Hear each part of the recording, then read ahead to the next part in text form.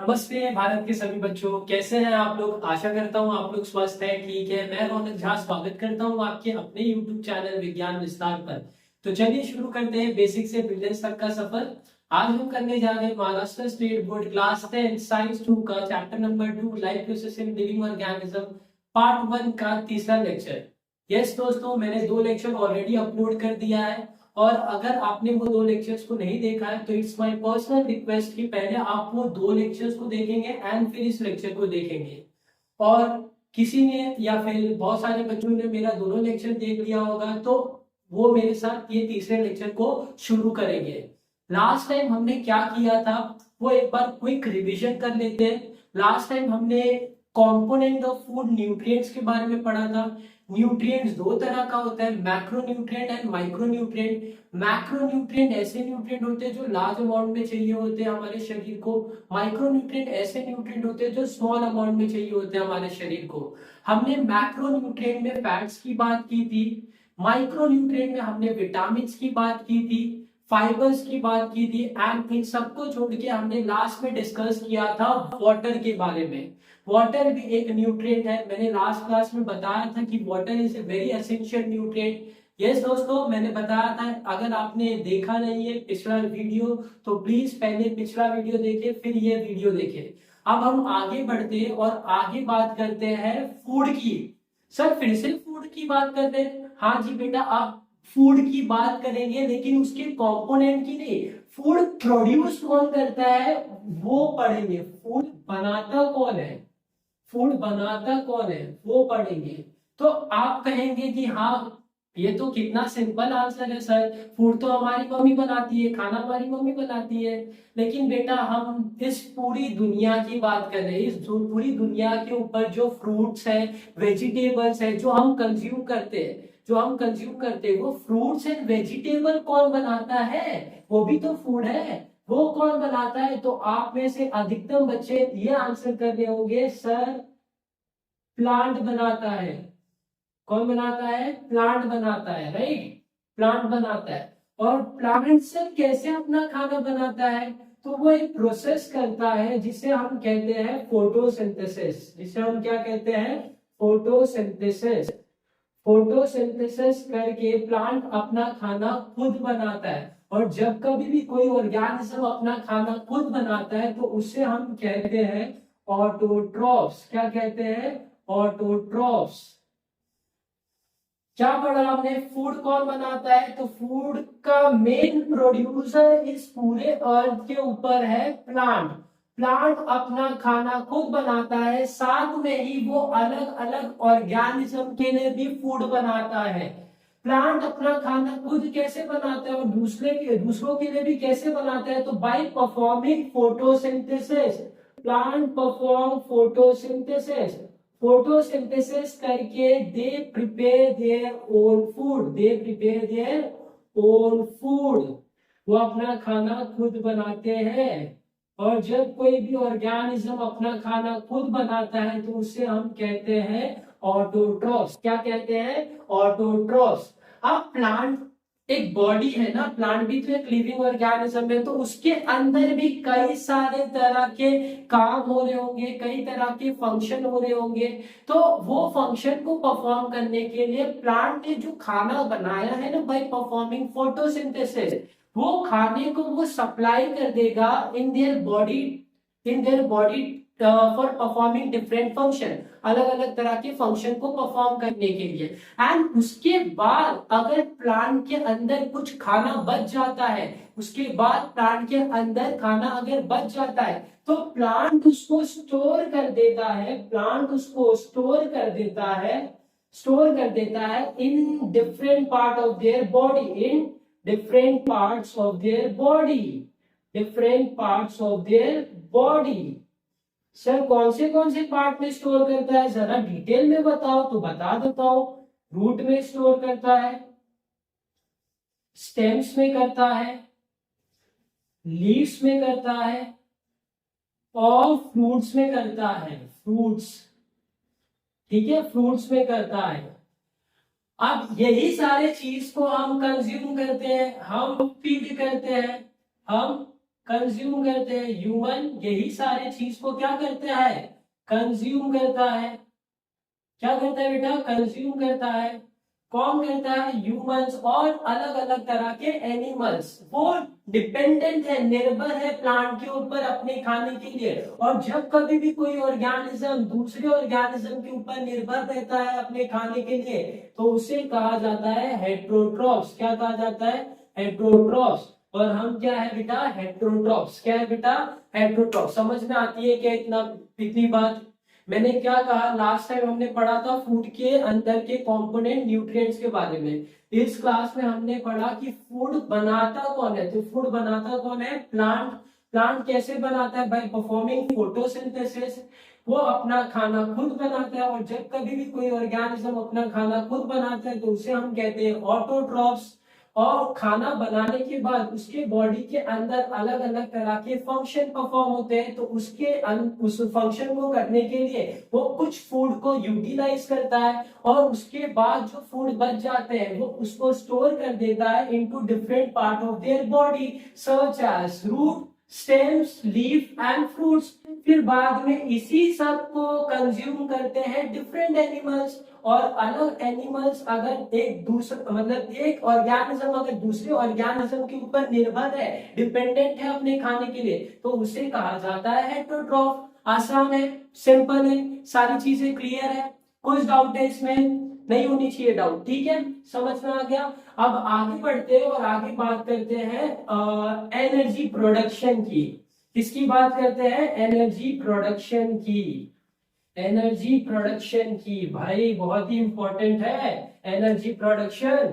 ये तो पता होना ही चाहिए। पूरे चैप्टर का सबसे इंपॉर्टेंट चीज पे हम आने वाले हैं, एनर्जी प्रोडक्शन। अब हमको पता है एनर्जी प्रोडक्शन सिर्फ फूड से होता नहीं है। जिसने भी मेरा पहला वीडियो दिखाया दे ऑल नो फूड से सिर्फ एनर्जी बनता नहीं है। फूड के साथ एक और चीज की रिक्वायरमेंट होती है, वो है बेटा ऑक्सीजन। फूड और ऑक्सीजन जब दोनों मिलते हैं तब होता है संगम, तब होता है मिलन। ठीक है, जब फूड और ऑक्सीजन का मिलन होगा तब बनता है एनर्जी। क्या बनता है, एनर्जी। एनर्जी, ठीक है, एनर्जी बनता है। क्या बनता है, एनर्जी। एनर्जी का जब प्रोडक्शन होता है ना तो उसको हम कहते हैं रेस्पिरेशन। क्या कहते हैं, रेस्पिरेशन। क्या कहते हैं हम, रेस्पिरेशन। हमको पता है रेस्पिरेशन, रेस्पिरेशन एक लाइफ प्रोसेस है। एंड हर एक लाइफ प्रोसेस को परफॉर्म करने के लिए हमारे शरीर के अंदर होता है एक स्पेसिफिक ऑर्गन सिस्टम। तो सर रेस्पिरेशन करने के लिए कौन सा ऑर्गन सिस्टम है, उसका नाम है बेटा रेस्पिरेटरी सिस्टम। Respiratory system. अब ये एक ऑर्गन सिस्टम है ना, और ऑर्गन सिस्टम बनता है बहुत सारे ऑर्गन से। तो आपके बुक के अंदर एक डायग्राम दिया हुआ है, here is the diagram you can see. ये डायग्राम रेस्पिरेटरी सिस्टम को समझाता है। समझो, ये जो ऊपर नोज के पीछे वाला जो जगह होता है इसे कहा जाता है नेजल कैविटी। क्या कहा जाता है, नेजल कैविटी। नेजल मतलब नोज, कैविटी मतलब खाली जगह। नोज के पीछे जो खाली जगह होते हैं उसे कहा जाता है नेजल कैविटी। क्या कहा जाता है, नेजल कैविटी। माउथ के पीछे जो जगह खाली होता है उसे कहा जाता है बक्कल कैविटी। क्या कहा जाता है, बक्कल कैविटी। Buccal cavity. यहाँ पे ठीक है, जहाँ पे फेरिंग्स खत्म होता है, फेरिंग्स के बाद यहाँ पे एकदम टॉप पे ये जो आप देख रहे हो स्ट्रक्चर, इसको कहा जाता है लैरिंग्स। क्या कहा जाता है, लैरिंग्स। ठीक है, इसको क्या कहा जाता है, लैरिंग्स। लैरिंग्स वॉइस बॉक्स, ठीक है, टॉप पे होता है। ये विंड पाइप के टॉप पे होता है, उसको हम लैरिंग्स कहते हैं। देख रहा है, ये विंड पाइप है। विंड पाइप को ट्रैकिया भी कहा जाता है। विंड पाइप को ट्रैकिया भी कहा जाता है। ठीक है, फिर ये ट्रैकिया जैसे ही हमारे थोरैक्स पे, हमारा बॉडी 3 पार्ट में डिवाइड है, हेड, थोरैक्स, एब्डोमेन। थोरैक्स पे जैसे ही आएगा तो यहाँ पे ये जो ट्रैकिया आ रहा था ये अब क्या हो जाएगा, कॉमन था ना, ये आगे जाके भी डिवाइड हो जाएगा इनटू टू पार्ट्स, और फिर एक चला जाएगा राइट लंग, एक राइट लंग बन जाएगा और दूसरा लेफ्ट लंग बन जाएगा। तो ये मेरा राइट लंग है, ये क्या है, राइट लंग, राइट लंग। इसके बाद हम देख रहे हैं यहाँ पे ट्रैकिया के अंदर ब्रांचेस बनते जा रहे हैं, इस ब्रांचेस को कहा जाता है ब्रोंकाई। क्या कहा जाता है, ब्रोंकाई। क्या कहा जाता है, ब्रोंकाई। अब ब्रांचेस के ना एंड पे ना ऐसे ऐसे कुछ बलून लाइक स्ट्रक्चर्स होते हैं, बलून लाइक स्ट्रक्चर्स होते हैं ब्रांचेस के ऐसे एंड पे। इसको जूम करके मैं दिखाता हूँ आपको, ऐसे कुछ स्ट्रक्चर होते हैं।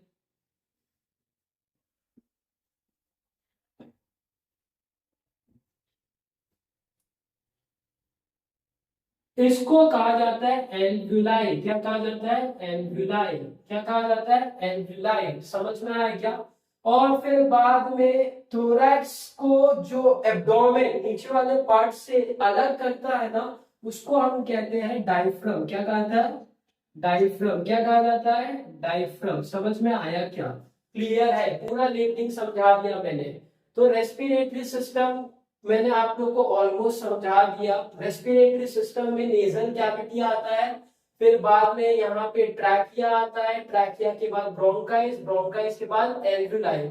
एल्वुलाई क्या है, it is a bag like structure in which oxygen is stored. ठीक है, ऑक्सीजन जिसमें स्टोर होता है। इस एल्वुलाई से ना ब्लड कैपिलरीज बहुत सारे, इसके आजू बाजू ब्लड कैपिलरीज होते हैं। तो ये बैग लाइक स्ट्रक्चर है ना, बलून लाइक स्ट्रक्चर है समझो। तो बलून के अंदर जैसे आप लिमिटेड एयर को भर सकते हैं, वैसे ही एल्वुलाई के अंदर भी लिमिटेड ऑक्सीजन ही जा सकता है। जैसे ही उसकी कैपेसिटी फुल हो जाएगी, उसके बाद उसके अंदर ऑक्सीजन जाएगा नहीं। तो उसके आजू बाजू जो कैपिलरीज होंगे ना, उसके अंदर एल्वुलाई ऑक्सीजन को डिफ्यूज कर देगा, उसके अंदर एल्वुलाई ऑक्सीजन को डिफ्यूज कर देगा। और कैपिलरीज एक पतली पाइप है जिसके अंदर ब्लड फ्लो होता है, मतलब ऑक्सीजन पहुंच गया है ब्लड के अंदर। अब ब्लड इसको सर्कुलेट कर देगा into each and every cell, into each and every cell. मतलब सेल के अंदर क्या पहुंच गया है, ऑक्सीजन। क्या पहुंच गया है, ऑक्सीजन। समझ में आया क्या, क्लियर है, कुछ डाउट है। फिर मैंने फूड भी बताया था आपको कैसे पहुंचा था, फूड कैसे पहुंचेगा सेल के अंदर, फूड भी सेल के अंदर पहुंच गया है ना। ऑक्सीजन तो सेल के अंदर कैसे पहुंचा वो समझा दिया। फूड समझो, फूड हमने खाया, माउथ में गया, माउथ से फिर जाएगा कहाँ पे, फिर जाएगा फूड पाइप, फूड पाइप से स्टमक, स्टमक के अंदर उसका ब्रेकडाउन होगा, तोड़ा जाएगा, डाइजेशन होगा, डाइजेशन होने के बाद वो फूड आगे ट्रैवल होगा और स्मॉल इंटेस्टाइन के अंदर उसका ऑब्जॉर्प्शन होगा। ऑब्जॉर्प्शन होने के बाद स्मॉल इंटेस्टाइन के पास ब्लड वेसल्स लगे हुए रहते हैं जिसके अंदर ब्लड फ्लो हो रहा है। उस ब्लड के अंदर फूड को, न्यूट्रिएंट्स को डिफ्यूज कर दिया जाएगा and then blood will circulate that nutrients into each and every cell. Food भी पहुंच गया, ऑक्सीजन भी पहुंच गया सेल के अंदर। आप सेल के अंदर इनका मिलान हो गया, जिससे क्या बनेगा, एनर्जी। क्या बनेगा, एनर्जी। इस प्रोसेस को ही कहा जाता है रेस्पिरेशन। क्या कहा जाता है, रेस्पिरेशन। आई होप समझ में आ गया होगा, क्लियर है, लेबलिंग समझ में आया, एनर्जी के प्रोडक्शन के प्रोसेस को क्या बोलते हैं वो समझ में आया क्या, क्लियर है, कुछ डाउट नहीं होना चाहिए, सारी चीजें क्लियर हो जानी चाहिए। I know that it is little complex. तो आप क्या करेंगे, एक बार पीछे जाएंगे और फिर देखेंगे। मैं गारंटी देता हूं अगर किसी ने ध्यान से सुना होगा तो उनको पक्का समझ में आ गया होगा। बहुत ही डिटेल में समझा रहा हूँ बेटा, इतना तो टेक्स्ट बुक के अंदर नहीं दिया जितना मैं समझा दे रहा हूँ आप लोगों को, क्योंकि conceptual clarity is very important. Conceptual clarity is very important. हम चले जाएंगे 11 में और हमें कुछ पता ही नहीं है भाई, हमने 10वीं तक पढ़ा ही नहीं है, ऐसा थोड़ी ना होने दूंगा यार। देन मैं खड़ा हूँ, ठीक है। चलो अब बात करते हैं अपन, अब बात करते हैं एनर्जी की। किसकी बात करते हैं, एनर्जी की। एनर्जी जो होता है ना, एनर्जी जो होता है ना बेटा, वो दो तरह का होता है। एनर्जी के दो टाइप्स होते हैं, एक होता है डायरेक्ट एनर्जी और दूसरा होता है इनडायरेक्ट एनर्जी। डायरेक्ट एनर्जी मतलब ऐसे एनर्जी जिसको हमारा सेल इमीडिएटली यूज कर लेगा, ठीक है, हमारा शरीर इमीडिएटली यूज कर सकता है, उस एनर्जी को हम कहते हैं डायरेक्ट एनर्जी। सर इसके एग्जाम्पल है क्या? हाँ बेटा, इसके एग्जाम्पल है एटीपी। क्या एग्जाम्पल है? ATP. ATP energy currency of the cell है। अगर हम एटीपी को देंगे ना सेल को, तो वो तुरंत उसको इस्तेमाल करेगा और फंक्शन कर देगा। समझा? इस तरह के एनर्जी को हम कहते हैं डायरेक्ट एनर्जी, जो कि क्या है? एटीपी। इनडायरेक्ट एनर्जी मतलब क्या सर? ये ना हमारा सेल इमीडिएटली इस्तेमाल नहीं कर सकता, इसको पहले कन्वर्ट करना पड़ता है डायरेक्ट एनर्जी में। पहले कन्वर्ट करना पड़ता है डायरेक्ट एनर्जी में। सर इसके एग्जांपल क्या है? इसके एग्जांपल है NaDH2 एंड FaDH2। ये दोनों इनडायरेक्ट एनर्जी है, इसको हमारा सेल इस्तेमाल नहीं कर सकता। अगर मैं अपने सेल को दे दूं ये दोनों इनडायरेक्ट एनर्जी, तो मेरा सेल इसको इस्तेमाल नहीं कर पाएगा। इसको पहले कन्वर्ट करना पड़ेगा इनटू डायरेक्ट एनर्जी, मतलब एटीपी में, तभी मेरा सेल उसको इस्तेमाल कर पाएगा। समझ में आ गई क्या बात? क्लियर है? कुछ डाउट नहीं होना चाहिए, सारी चीजें इजीली समझ में आ जानी चाहिए। क्लियर है? क्या बताया मैंने? एनर्जी दो तरह के होते हैं, एक होता है डायरेक्ट, दूसरा होता है इनडायरेक्ट। डायरेक्ट एनर्जी का एग्जांपल है एटीपी, इनडायरेक्ट एनर्जी का एग्जांपल है NaDH2 एंड FaDH2। एटीपी का जो फुल फॉर्म होता है ना, एटीपी का जो फुल फॉर्म होता है ना, उसे कहते हैं हम, एटीपी का फुल फॉर्म है adenosine, adenosine triphosphate. Adenosine triphosphate क्या कहा जाता है इसको? Adenosine triphosphate. एटीपी का फुल फॉर्म क्या है? Adenosine triphosphate. एटीपी की बात करेंगे ज्यादा, एटीपी का बात कर लेते हैं, क्योंकि एटीपी भाई डायरेक्ट एनर्जी है। हमारे सेल को एटीपी अगर हम देंगे तो वो उसको इमीडिएटली इस्तेमाल करेगा और फंक्शन कर देगा। तो इसी के बारे में हमको ज्यादा डिटेल में समझना है। तो इसका फुल फॉर्म समझ लिया, एडिनोसाइन ट्राइफॉस्फेट। अब दूसरी चीज जो हमें समझनी है इसके अंदर, वो ये है कि ये energy currency of the cell है। मतलब हमारे सेल को एटीपी ही देना पड़ेगा काम कराने के लिए, उसके अलावा हम कुछ दे सकते नहीं है। समझ में आया क्या बात? क्लियर है? कुछ डाउट है? समझ में आई बात सारी? अब मैं आपको आगे समझाता हूँ। आगे समझाने के लिए मुझे ये रफ करना पड़ेगा। आई होप ये आपने लिख लिया है, मैं इसको रफ कर रहा हूँ।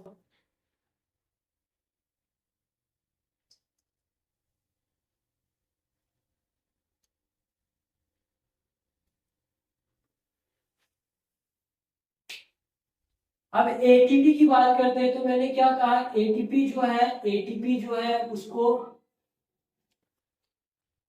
एटीपी जो है उसको energy currency of the cell भी कहा जाता है। Energy currency of the cell भी कहा जाता है।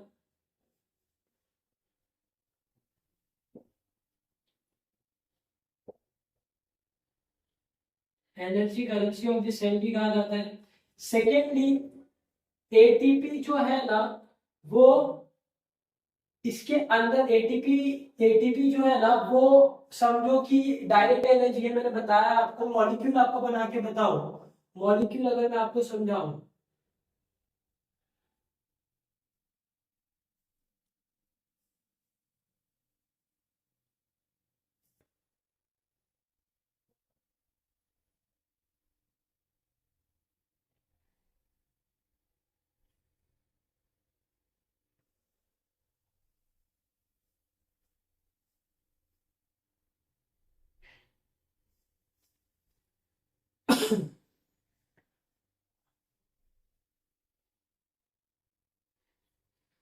एटीपी जो है ना वो तीन मॉलिक्यूल से बना हुआ है। ATP is made up of three molecules. ये जो स्ट्रक्चर देख रहे हैं ना, इसे हम कहते हैं एडिनाइन। क्या कहते हैं?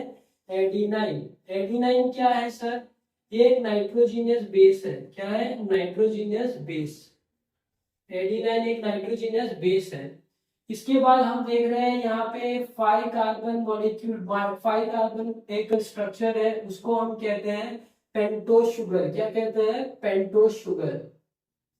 पेंटोस शुगर 5 कार्बन है ना, इसलिए पेंटोस शुगर का। और यहाँ पे जो शुगर होता है उसको हम क्या कहते हैं? Ribose sugar.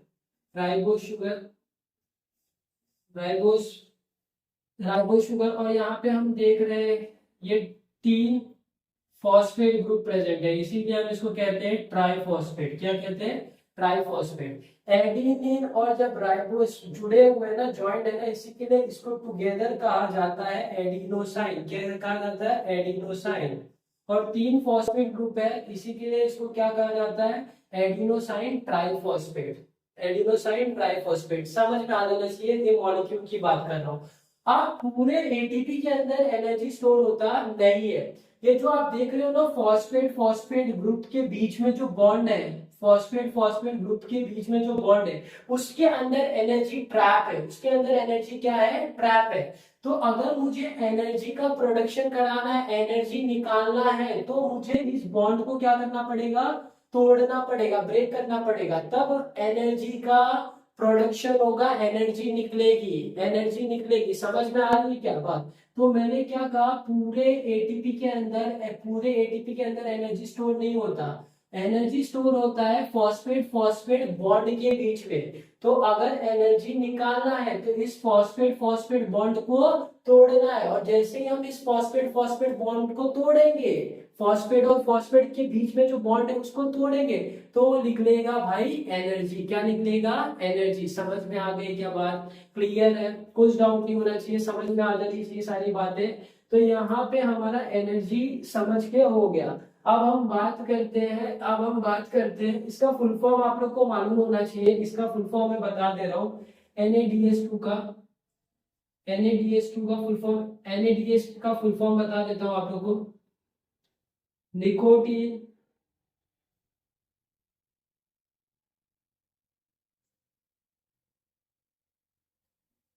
निकोटिनामाइड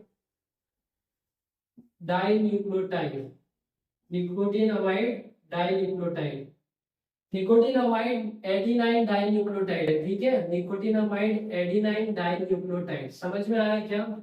वहीं पे मैं FADH की बात करूँ तो, FAD की बात करूँ तो, FADH2 की, तो वो है flavin adenine dinucleotide, flavin adenine dinucleotide, flavin adenine dinucleotide. समझ में आई क्या बात? इजी है? क्लियर है? पानी पी लेता हूँ जरा।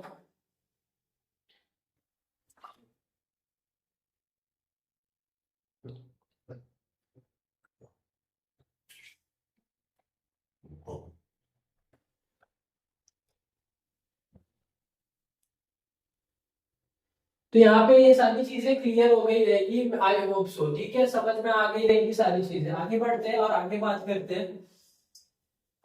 करते हैं, रेस्पिरेशन की। किसकी बात करते हैं? रेस्पिरेशन की, ठीक है। रेस्पिरेशन एक प्रोसेस है जो कि परफॉर्म होता है for the production of energy, ठीक है। एनर्जी का जब प्रोडक्शन होता है उस प्रोसेस को हम कहते हैं रेस्पिरेशन। अब रेस्पिरेशन जो है ना रेस्पिरेशन जो है ना, वो दो तरह का होता है। कितने तरह का होता है? दो तरह का। एक होता है body level respiration, body level respiration, और दूसरा होता है, बॉडी लेवल रेस्पिरेशन हो गया, और दूसरा है सेल्यूलर लेवल रेस्पिरेशन। एक है बॉडी लेवल, दूसरा है cellular level respiration. Body level में एक्सचेंज ऑफ गैसेस होते हैं, exchange of gases, exchange of gases between body and the surrounding, ठीक है। एक्सचेंज ऑफ गैसेस हो रहा है किसके बीच में? बॉडी और सराउंडिंग के बीच में। सराउंडिंग से ऑक्सीजन मेरे बॉडी के अंदर आया, बॉडी से कार्बन डाइऑक्साइड सराउंडिंग में गया, ठीक है। तो ये एक्सचेंज ऑफ गैसेस जो हो रहा है ना बॉडी लेवल पे, इस तरह की रेस्पिरेशन को हम कहते हैं बॉडी लेवल रेस्पिरेशन। क्या कहते हैं? बॉडी लेवल रेस्पिरेशन, जिसमें सिर्फ क्या हो रहा है? एक्सचेंज हो रहा है गैसेस का। किसका एक्सचेंज हो रहा है? गैसेस का। अब बात करते हैं सेलुलर लेवल रेस्पिरेशन की। तो सेलुलर लेवल रेस्पिरेशन में क्या होगा?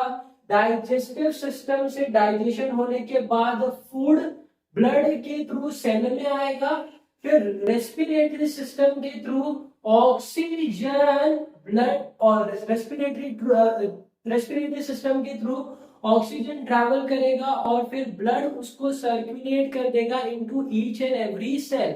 फूड ऑक्सीजन दोनों सेल के अंदर आ गए, इस तरह के रेस्पिरेशन को, अब फूड जो है ना, अब ऑक्सीजन और फूड दोनों सेल के अंदर आ गए।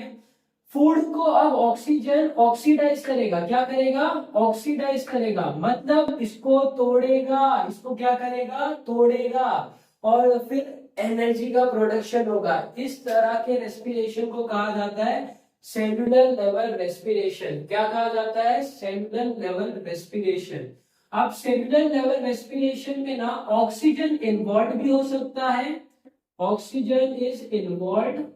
दो टाइप के होते हैं, एक होता है जिसमें ऑक्सीजन इन्वॉल्व होता है, और दूसरे में ऑक्सीजन इज नॉट इन्वॉल्व। अगर ऑक्सीजन इन्वॉल्व होगा तो उस तरह के रेस्पिरेशन को कहते हैं हम एरोबिक रेस्पिरेशन। क्या कहते हैं, एरोबिक रेस्पिरेशन। और अगर ऑक्सीजन इन्वॉल्व नहीं होगा तो उससे कहा जाता है अनएरोबिक रेस्पिरेशन। क्या कहा जाता है, अनएरोबिक रेस्पिरेशन।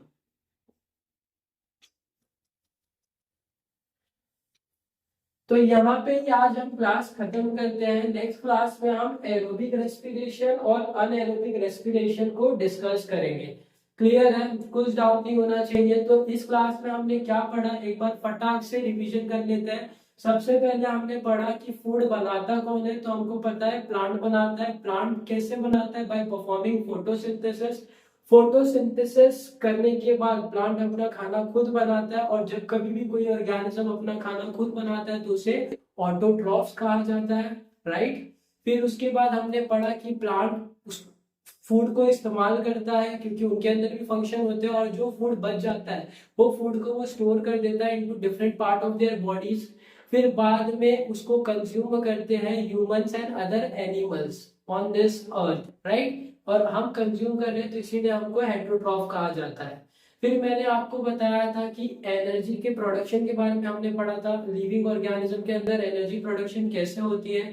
तो हम सबको पता है कि फूड और ऑक्सीजन जब मिलेगा तब एनर्जी का प्रोडक्शन होगा, पर फूड कैसे आता है वो हमको पढ़ना था, वो हमने पढ़ा। और ऑक्सीजन कैसे आता है वो हमने पढ़ना था, वो भी हमने पढ़ लिया, राइट। फिर उसके बाद एनर्जी के प्रोडक्शन के प्रोसेस को रेस्पिरेशन कहा जाता है, और रेस्पिरेशन करने के लिए एक हमारे अंदर पर्टिकुलर ऑर्गन सिस्टम होता है जिसे हम रेस्पिरेटरी सिस्टम कहते हैं। फिर हमने पढ़ा एनर्जी प्रोडक्शन के बारे में। एनर्जी प्रोडक्शन दो तरह की, एनर्जी कितने टाइप के होते हैं, तो दो टाइप के होते हैं। एक होता है डायरेक्ट एनर्जी, दूसरा होता है इनडायरेक्ट एनर्जी। डायरेक्ट एनर्जी में हम बात कर रहे हैं एटीपी की, इनडायरेक्ट एनर्जी में हम बात कर रहे हैं NADH2 की एंड FADH2 की, राइट। फिर उसके हमने फुल फॉर्म जाने, फिर उसके क्या क्या काम है, कहाँ पे एनर्जी स्टोर होता है, वो सारी चीजें हमने पढ़ी। फिर लास्ट में उसके बाद हमने पढ़ा रेस्पिरेशन के बारे में। रेस्पिरेशन दो तरह का होता है, body level respiration and cellular level respiration. फिर हमने पढ़ा सेलुलर लेवल रेस्पिरेशन में क्या होता है, ऑक्सीजन फूड को ऑक्सीडाइज करता है, फूड स्टफ्स को क्या करता है, ऑक्सीडाइज करता है, मतलब तोड़ता है। और सेलुलर लेवल रेस्पिरेशन दो तरह का होता है, aerobic respiration and anaerobic respiration. Aerobic respiration मतलब जिसमें ऑक्सीजन इन्वॉल्व होता है, अनएरोबिक रेस्पिरेशन मतलब जिसमें ऑक्सीजन इन्वॉल्व नहीं होता है। यहीं पे हम अपने क्लास को समाप्त करते हैं। अगले लेक्चर में हम एरोबिक और अनएरोबिक रेस्पिरेशन को पढ़ेंगे। That will very important. तब तक के लिए बेटा सीखते रहो, पढ़ते रहो और आगे बढ़ते रहो। बाय।